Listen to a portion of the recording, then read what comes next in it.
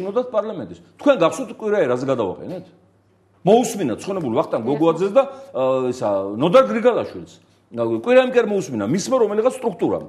აი ორი მოსმენის გამო უშიშროების მინისტრი გადადგა და ეხლა მე ვითხარით რამდენი გადადგომის აქტი ეყოფოდა ვანო მერაბიშვილს იმ კვლელობებისათვის, იმ მოსმენებისათვის, იმ ძალადობისათვის, რასაც დაუჟელად ქართველი ეს უდიდესი ჯალათი სააკაშვილთან ერთად აწარმოებს, ხო? აი ეს იყო ის პარლამენტი, რომელიც გარკვეულწილად ჩემი შექმნილიც იყო ის კონსტიტუცია, მე ვიყავი სარედაქციო კომისიის თავმჯდომარე და არ დაუშვი შევარდნაძის ეხლა ის მაინც დელიკატური პიროვნებაა და ეხლა პირდაპირ არ მოითხოვდა ამაზე, მინიშნებებით იყო საუბარი ერთხელ წერილის გამომიგზავნა კონსტიტუციის განხილვის დრო აგვისტო იყო რომ აი ისო შალვა ეხლა აგვისტოს ხელი დღეებიო და უფრო კარგად იფიქრეო ანუ რეალურად უნდა რომ იმპიჩმენტის საკითხი პრეზიდენტის მიმართ გართულებულიყო უფრო მეტად და მე 10 წუთში მივედი პრეზიდიუმში გადავეცი ეს წერილი და უთხარი ბატონო დურ არ არის საჭირო მთელი დღე ფიქრი მეთქი ჩამოყალიბებული ვარ და ეს წერილი თქვენ დაიტოვეთ რომ არ იფიქროთ რომ ეს დავაქსაიუქსებ და გამოიყენებ ამას ხო ამდენად ჩვენ არ დაუშვით იქ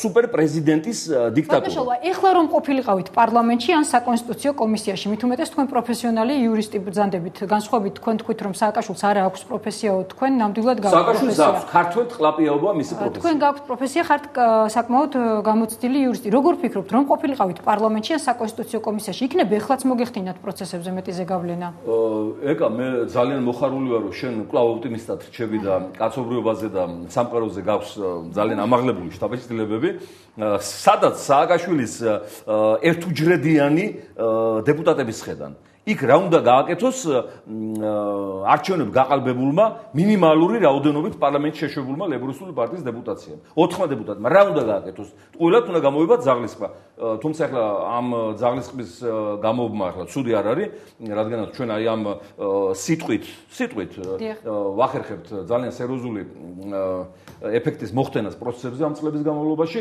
მაგრამ მოგეხსენებათ ახლა პარლამენტში შესვლა მაშინ როგორ იყო ხო ან უნდა შევსულიყავით ყველა ან არავინ არ უნდა შევსულიყავით მას შემდეგ რაც ზოგიერთმა პარტიამ გადაწყვიტა პარლამენტში შესვლა უკვე აზრი აღარ ქონდა ბოიკოტს და მე უთხარი ეს ჩვენს მეგობრებს რომ მოდით იქნებ შევიდე და იქ შიგნიდან ვებრძოლო და შიგნიდან დაუფეთქოთ სიტუაცია მაგრამ ეხლა ისეთ ვითარება შეიქმნა პირდაპირ მიტინგებზე ეხლა მიტინგზე ეხლა რეალური საკითხები არ წყდება ემოციის ფონი ჭარბობს ხო რომ აი იქ შემსვლელ იქნებოდა მოღალატე და მე ახლა ხო წარმოგიდგენიათ ჩვენი ხალხის ამბავი რომელიც ძალიან კრიტიკულია ჩემდამი და ჩემი პარტიისადმი ყველას მიმართ მაგრამ ჩემს მიმართ განსაკუთრებით ხო ეხლა ზოგიერთი ბრიყო იმას მეკითხება რომ რატო დაუთმეს სააკაშვილს საკრებულოს თავმჯდომარეობა ვეუბნები შვილო როდის მინდოდა მე საკრებულოს თავმჯდომარეობა ოდეს მე მდომია მე საკრებულოს თავმჯდომარეობა რამე რომ დამეთმო აირჩია თბილისმა აირჩია კაცი უმრავლესობით მოვიდა და მე ეხლა იქ ბერს ვიკიულებდი თუ არ ვიყვირებდი ამას მაინც აირჩევდი და ჩავთვალე რომ ეს გდებულიყო იმ საკრებულოში დღესაც გაუშვებს სიამოვნებით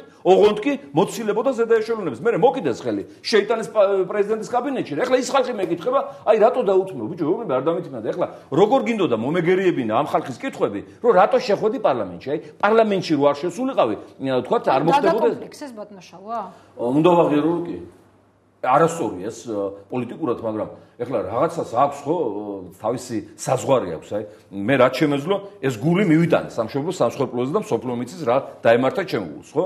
ეხლა მეორე გული მამაჩემ აღარ გააკეთა, რომ კიდე გავუძლო ამ ამბავს, ხო?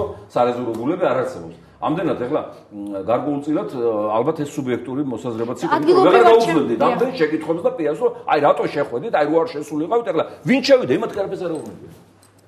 არა რატო არ ეკითხებიან ვინ შევიდა რას აკეთებენ პარლამენტში რას აკეთებენ და როცა ეს პროექტი 19 ოპოზიციონერი დეპუტატიდან მხოლოდ 4-მა არ დაუჭირა მხარი აი ისინი ღირსეული დეპუტატებია მაგრამ დანარჩენებს ვაფრთხილებ რა მეგობრულად ეხლა მე არასოდეს ისინი არ დამისახელებია არც პარტიულად არც პიროვნულად და მინდა რომ მათთან შევინარჩუნო მეგობრული ნორმალური ურთიერთობა მაგრამ ეხლა ვაფრთხილებ რომ თუ თქვენ ისევ გააგრძელებთ საუბარს იმის თაობაზე რომ კონსტიტუციაში ეს პარაგრაფი ავიტანოთ ზევით ორგანული კანონი დავაბრუნოთ გამგებლების დანიშვნის უფლება პრემიერ-მინისტრს თუ პრეზიდენტს დაუტოვოთ აი ამ სისულელეები თუ გააბრუებთ საზოგადოებას და არ მოითხოვთ მთავარს კონსტიტუციურად აიგზალოს სააკაშვილის გადატრევა უმაღლეს სახელმწიფო პოსტებზე ამას თუ არ მოითხოვთ ხო თქვენ იქნებით სააკაშვილზე უარესები მეგობრებო და ეს არ იქნება ჩემი აზრი ეს იქნება ერის აზრი და ერის განაჩენი თქვენთან.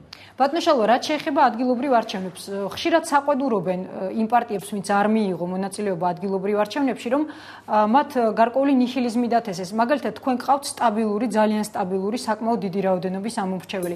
და ამბობენ ნათელაშვილის პარტიას, რომ მიიღო მონაწილეობა ადგილობრივ არჩევნებში, ის ადამიანები, ვინც სახლში იჯდა, მივიდოდნენ საარჩევნო ხუთთან, ოპოზიციურად განწყობილ ელექტორატს.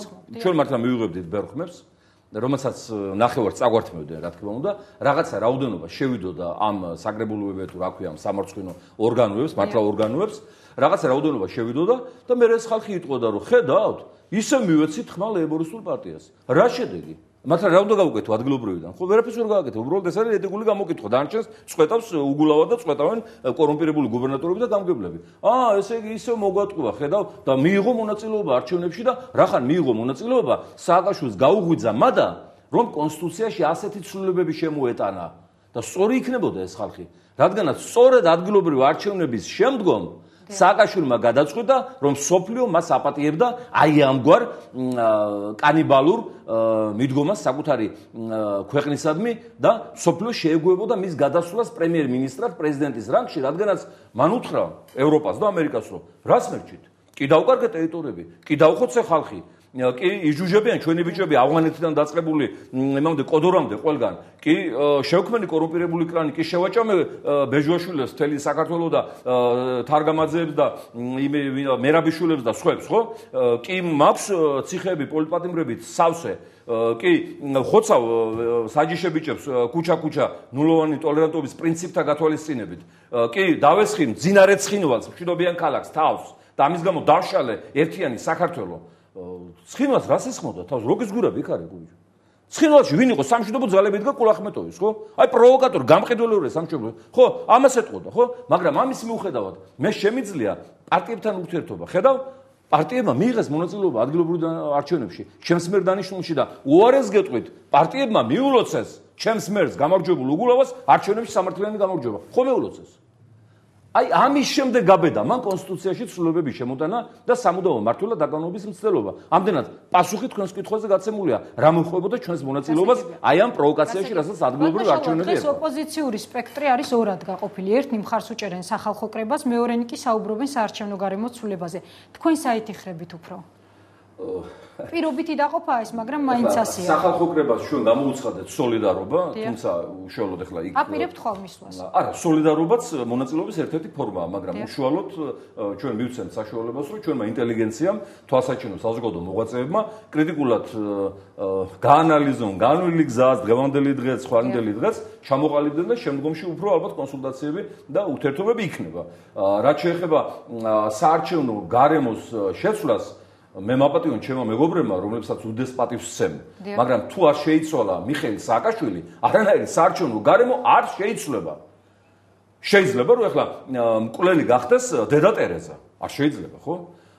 როგორ შეიძლება სააკაშვილისგან მივიღოთ დემოკრატი მმართველი და როგორ შეიძლება გქონდეს იმის იმედი, რომ მიხეილ სააკაშვილი ჩაატარებს სამართლიან არჩევნებს და პავლეზე მიცემულ ხმას არ გადასცემს პეტრეს. მაგრამ არჩევნებამდე როგორ უნდა შეიცვალოს სააკაშვილი, ბატონო შალვა?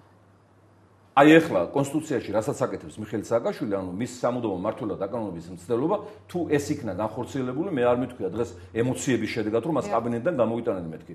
ერთადერთი გზა რჩება. ორი გზა უფრო სწორად. აი კინოში რო არის უმენეტოლგა დვებუძი ამ პროკურორთან, ანუ მაჩის ბიუროშია, ხო? პირველი, არასაარჩევნო გზით მისი ჩამოცილება ხელისუფლებიდან და ეს რას ნიშნავს, კარგად მოგეხსენებათ და მე პირადად არასოდეს არ ვიყავი ამ გზის პოპულარიზაციით დაკავებული და იდეოლოგი, მაგრამ სხვა გზას ის არ ტოვებს და მეორე საგარეო გზა მისი დაპატიმრება საერთაშორისო სასამართლოების, ამ შემთხვევაში საერთაშორისო სისხლის სამართლის სასამართლოს მიერ რომის სტატუტის მუხლების საფუძველზე ჩადენილი ადამიანობის საწინააღმდეგო და სამხედრო დანაშაულებებისათვის, რომელთა კასკადი უკვე თავმოყრილია ჩვენს მიერ მომზადებულ სარჩელში, რომელიც უახლოეს დღეებში გაიგზავნება ჰააგაში. ამ კაცთან სხვა ენაზე ლაპარაკი უკვე შეუძლებელია და ამას მე ვაცხადებ, როგორც აი შალვა ნათელაშვილი, არანაირი პოლიტიკოსი, არანაირი პარტიის თავმჯდომარე, არანაირი თქვა რაღაცა დაინტერესებული პირი რო წარმატებები ქონდეს პოლიტიკაში, როგორც რიგითი საქართველოს მოქალაქე, რიგითი ქართველი, რიგითი სომეხი, რიგითი ოსი, რიგითი აფხაზი, რიგითი აზერბაიჯანელი, ჩვენთან მაცხოვრებელი ყველა ერის და ეროვნების წარმომადგენელი, ვაცხადებ, რომ არანაირი გზა სხვა არ რჩება. საარჩევნო გზა არის გამორიცხული. თუ ეს ცვლილებები შევიდა. გამორიცხული. ახლა თქვენ დაიჯერებთ, რომ მიხეილ სააკაშვილი დაუშვებს რომ მისი პარტია არ მოვიდეს უმრავლესობით. ოდესმე დაიჯერებთ თქვენ მას. 2012 წელს ღმერთთან უხნას ეს დარჩეს, მოვა ის საპარლამენტო არჩევნები და თქვენ ახავთ გამოაცხადებს იმედი, რუსთავი 2 და პირველი არხი ჯერ exit poll-ის შედეგებს, რომლის თანახმადაც მართლ პარტიას, ანუ აი ამ უჯიშუებს ეკნებათ 75% აღებული, როგორც კი დავიწყებთ ჩვენ რომ აი გააყალბეს, ისევ გააყალბეს, მერე გამოაცხადებენ არჩევნების შედეგებს და იტყვიან რომ 65% იქნა აღებული და აი ეს 10% იყო exit poll-ის შეცდომა. ეს ისეთივე ცხადი და ნათელი ხვალინდელი დღეა, როგორც ის რომ ხვალ თქვენი